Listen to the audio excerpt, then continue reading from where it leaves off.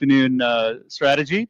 We are very fortunate today to have with us Joe Bryan. 元ゴールドマンサックスのジョー・ブライアンによるビットコイン経済論が、マイクロストラテジー社内でプレゼンテーションで共有されて、それが大反響だったということで、この伝説のスピーチを紹介したいと思います。ということで、通貨発行によるインフレ、資産格差、社会崩壊モデルを彼が解説していて、資産インフレが最も重要なメカニズムであるビットコインはその対策として最高のね、理想の世界で唯一のインフレヘッジメカニズム、マイコー・セイラーのビットコイン戦略の理解を含めるビットコインとストラテジーなぜ持たないといけないのか、勉強しないで資産持ちたい、ファイヤーしたい、そんなのは仕事しないのにお金だけ欲しいみたいな多席の赤ん坊みたいなロジックと全く一緒。アメリカに対してヘッジショートをしてるのと一緒、ビットコイン持たないの。そういう甘ったれた考えで、ね、税金が高くなって増税でインフレで高くて何もしないみたいな。それでじゃあお前はビットコイン買ってんのかって、買ってないで文句言うなっていうような、まさに、グーの根も出ない、そのようなビットコインの理解を含まれるための緊張感を持った、危機感を持ったプレゼンテーションになります。かなり難しいです。ただ、見る価値はあるかと。ということで、彼の、マイクロストラテジーの戦略チームの社内全体で共有されたプレゼンテーションで、ビットコインが次のステップへ進むための後押しになる情報であると。で、このジョー・ブライアンという人は、ストラテジーで今働いてるけども、その前はオックスフォードでフィジックス、物理を専攻したらしく、その後ゴールドマンサックスでデリバティブトレーダー、スポーツと金融テック企業を経て2020年に本格的にビットコインへ傾倒してストラテジーに入社したようで、まあ、エリートだよな。現在は全時間をビットコイン教育、啓発に掲げる活動を展開中。ということで、ゴリもビットコイン、テスラ推しを2021年からやってるけども、全く変わらず、まさにビットコイン、ね。My name is Joe Bryan, and you can see me on X at SatmoJoe.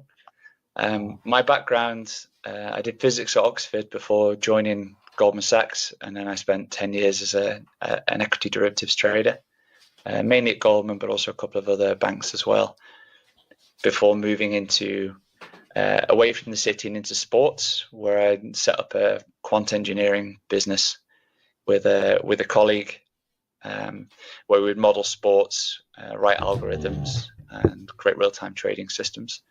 We're ultimately acquired by a bookmaker after a few years, and we spent the last 5 years up until 2024 scaling that business from a national champion to a global player.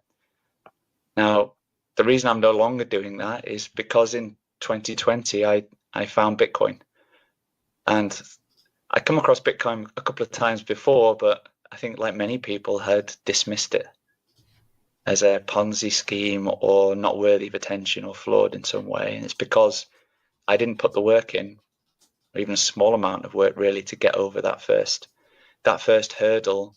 And, you know, my God, I wish I'd done it sooner, but I did it in 2020. And now there is nothing more important for me to be working on than spending all my time.All my working time. ビットコイン推しを始めてた2021年から全く間違いではなかったのが今の2025年。世界最強のアメリカのトランプがビットコインはデジタルゴールドで世界最強国家として AI とクリプト、ビットコインをね、世界最強の二大巨頭にすると言っているというところまで市民権を得るところまで来たということで、ゴリの読みは全く間違ってなかった。なぜかというと、ブラックロックの世界のラスボスラリー・フィンクをゴリは追ってたからだ。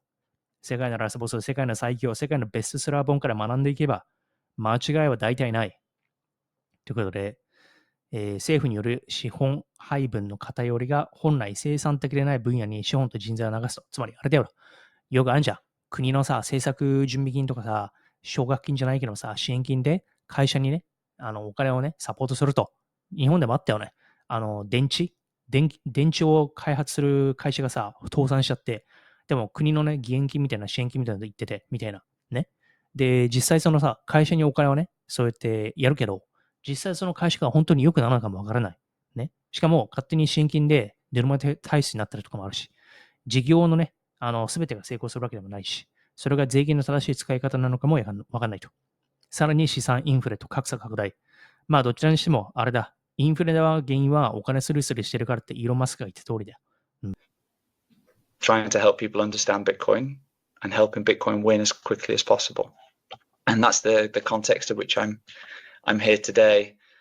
Now, I'm very grateful for half of you having already watched this, and hopefully after this, the other half might be motivated to also watch it. But the boss posted this about a month ago now, a few days after I launched the video to very few people on my X account, and then a few days later found that Michael Saylor had posted it to 4 million people, which has sort of turned my world upside down a little bit for the last month and given me opportunities like this to talk to people. Now the video itself is I'll talk about the video itself in a second, but my aim here today is simply to encourage you to each take your next steps with Bitcoin.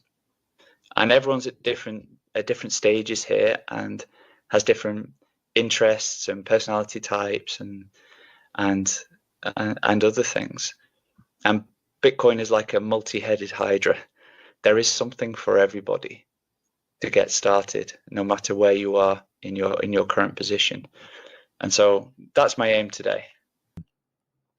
核家族崩壊とか、出生率低下、メンタル危機、依存症、経済的な闇の連鎖を引き起こすということで、生活困窮とかね、インフレとか、子供を産みづらいとか、社会的な構造の悪循環っていうのが今、ね、欧米諸国、先進国すべてで起こってるけどね、EU、日本、アメリカ、北米すべてで。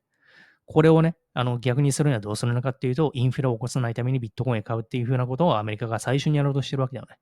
ということで、最終的には社会全体が短期思考、少子化、格差、健康危機へと沈んでいくのが今の状態の中で、ビットコインの立ち位置というのは、通貨のね、希薄化、インフレを防ぐ完全分散型、発行上限ありの資産、健全な貨幣システムの再構築ツールになるというまさに救世主。国家中央銀行企業の過剰干渉を受けない唯一の完全分散型ということで、オイルみたいなもんだよな。お金がね、価値がなくなるのと一緒で、オイルの価値も供給が無限にある場合は、ね、オイルの価値って下がるじゃん。ゴールドの価値は割と供給がね、少ないから上がっていくのそうだけど、完全にない。完全に供給が上限があるのがビットコイン。ということで、マイクロセラのマイクロストラテジーの哲学。ビットコイン以外に2番手はいない。唯一無二の資産がマイクロストラテジーのストラテジー株が買っているビットコイン。Now, what I hope to cover is a brief dip into the past, linking that to one of the core sections of the video, which I think then helps link the real issue back to our daily lives, and then combining the two and linking that to what you guys are doing today at Strategy, and really helping share with you how I think about your company.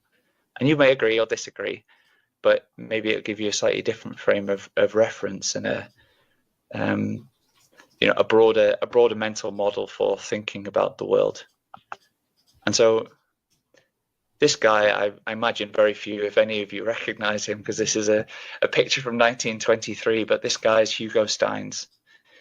And he was at one point the wealthiest person in Germany. His wealth was the same as Musk plus Bezos plus Buffett times 10. And he amassed that wealth over the period of about 3 or 4 years before his untimely death in 1924. Now, we'll get into how he did that and why it's relevant for you guys in a second. But someone you may recognize is this guy. This guy's Fiatello. And for the half the people in the room who haven't seen the video, Fiatello is in charge of one half of an island where both halves have perfect money, but Fiatello has perfect money and a big red button. And this big red button allows him to change any aspect of perfect money whenever he needs to. And he changes it in 2 fundamental ways, but only one of them is really relevant for this conversation today. And that is whenever he presses the big red button, he can print some extra money costlessly for the government. And so I'll take you through probably the most in-depth slide that appears in the video, because it will help everybody, hopefully, with that skeletal mental model to understand why money printing which is only possible by the government central bank via pressing the big red button, infects absolutely everything in our lives.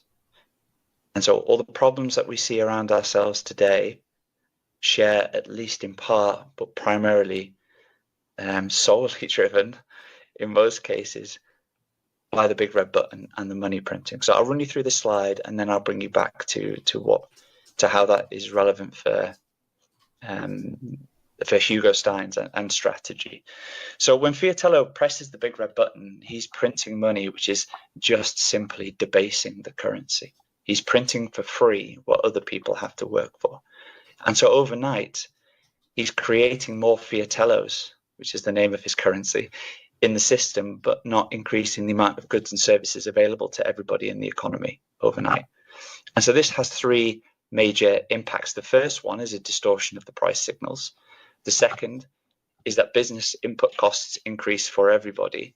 And the third is it leads to asset inflation. So that first one, prior to Fiatello pressing the big red button, the only reason prices would change in this free market with perfect money is if there was a change in demand and supply. But the extra money he's created has gone into the pocket of the government. So for that to reach the economy, it requires the government to spend it directly or indirectly with people and companies connected to the government, which ends up changing the prices in those areas of the economy and look like extra demand. When it's not extra demand, it's just money printing. So it distorts the price signals. Now that's a signal to everyone else in the economy that there's a demand-supply imbalance, and the active entrepreneurs and the active capital in the market get pulled in closer to the government, seeing this as an opportunity rather than just a distortion, and pulling their attention away from more productive areas of the economy. And it leads to a misallocation of capital, both real, monetary, and human. The second is that business input costs increase. So every business on Fiatello's side of the island has a human being and or some energy input costs or raw material input costs in their business. And so every company is now faced with a choice. In order to protect the small amount of profit they require to incentivize their continued activities as a business, they've then got to make some changes to how they reestablish that profit margin. So if your input costs go up, you either pass on the price increase to your customers, so you keep the product the same size, same quality, you just increase the price. Or you keep the price the same, quality the same, and you shrink the product. So now the customer gets 90 grams and not 100 grams. Or you find some way to reduce those input costs again and keep the size the same and the price the same for the customer. Now, this is where consumer inflation comes from. It is the only source of consumer inflation. It is the money printer. It is nothing else. Despite what the media says, it is nothing else. Now, if you pass on the price increase to the customer or you shrink the product, both of these things reduce affordability for the population. They either pay more for the same thing or they receive less for the same amount. Now, instead, if a business wants to try and reduce its input costs, it does that most simply just by firing people. And if it does that, again, it reduces the affordability for the population, but it also does something else. It puts additional pressure on the government, because now the government has to figure out how to deal with supporting these newly unemployed people. But if a business wants to reduce input costs without firing people, they do it the more insidious way, which is to reduce their input quality. And so what Fiatello starts to see on his island is that he sees a rise in obesity as fresh, healthy ingredients in the food start being replaced with lower quality ingredients at lower cost, increased levels of industrial sludge. And this creates an obesity crisis. It leads to other health crises as well, which again put more pressure on the government to now step in and deal with. But the third one is asset inflation. Now, since he started pressing the big red button, the stock market's been flying, the house prices are going up, all the assets are going up in price when measured in Fiatellos. Now, Fiatello thinks he's like solved economics here. So I can press the big red button, print this extra money, and then everyone's better off. But what's happening here is the people who own the assets see the value go up in fiat telos, but the people who don't own the assets are even further behind. They're becoming poorer relative to the total share of the pie at a time when they are suffering from reduced affordability through the cost of living. And you also see an increased level of homelessness because now houses are more expensive, renting is more expensive, fewer people can afford it, and it puts more pressure on the government to solve that as well. But because asset prices are going up, it becomes the prevailing wisdom within society that you've just got to be invested. You wouldn't keep the fiat telos in your pocket anymore because you're giving up yield. Like, you should be buying the stock market. You should be buying a second home. You should be buying speculative assets because they never go down. You're a fool if you don't. And so you start to see more and more leverage entering the economy, whether it's the individual, it's the company, it's the state, pushed by the banking sector. And when you have higher asset prices and greater leverage and reduced affordability, it means that people, families that used to be able to buy a house with one salary can't anymore. You now require two working parents to be able to afford a home and afford to live. And when you have both parents working, they're spending less time together, less time with their children. You start to see the breakdown of the nuclear family. And beyond that, you start to see a decline in the birth rates because people can't afford to have more children, because it means they have to then give up work, or they go to work and then they've got to pay for childcare, which becomes more expensive. And so fiat telo starts to see a decline in birth rates, which puts more pressure on his demographics. The population starts to age. There are fewer young people coming through to support, and he realizes the promises he made to the older segments in society about when they might be able to retire, or the quality of life that they would have in their retirement and their purchasing power, he can't deliver upon. So he has to find ways to undermine the quality of those things that he has already promised. But for people who are not in a position to buy, or are not old enough to feel like they are ready to buy a house, when assets go up too much, you're left in a position potentially where you feel like you can never buy a house. You're stuck renting. And if you're stuck renting, but the cost of rent goes up too much every few years, you can't plan and feel like you can put down roots. And so if people start bringing a shorter time horizon to their decision making, they start to live more for today and not for tomorrow. They put off getting married, they put off having children, leads to declining birth rates. And a segment of society as well is even worse off, that they struggle to feed themselves and home themselves. It's not about planning for the future, it's about surviving on a day-to-day basis. And they're on a treadmill of decline. And this treadmill of decline leads to hopelessness and the health crisis driven by addiction, and all of this leads to a mental health crisis. And fiat telo realizes that by pressing the big red button, he's just created a huge range of secondary issues that he now has to deal with. And he has to deal with it by the government getting involved, by allocating more capital back into the market to try and deal with these issues, which is a greater misallocation of capital. And then between the misallocation of capital and the more leverage in the economy, it sows the seeds of the next emergency. And fiat telo only has one choice when this happens, and that choice is simply to press the big red button again. There is no way out other than just to print more money to try and paper over the cracks. And so he ends up in a situation where this just goes round and round and round with no hope of resolution. It's just about keeping the show on the road. But the inevitability is just more and more money gets printed. So there's more and more debasement, and each of these factors just gets more and more accentuated. But the one area of this chart which is of particular interest to strategy is asset inflation. And it's what we're going to talk about next. And there you have it, another episode of MSTR Today. I hope you enjoyed this video by Joe. I simply loved it. This was part one of part two. Part two will come first thing tomorrow morning. Of course, if you don't want to wait that long, right in the show notes page of this YouTube video will be the links to both the What's the Problem video as well as this one, the presentation to strategy from Joe. So hope you enjoyed this. Remember, it's not financial advice, but I would love your comments below. What are you thinking? Where are you watching from? Hope you're just having a wonderful time, because remember, you're the average of the 5 people you spend the most time with.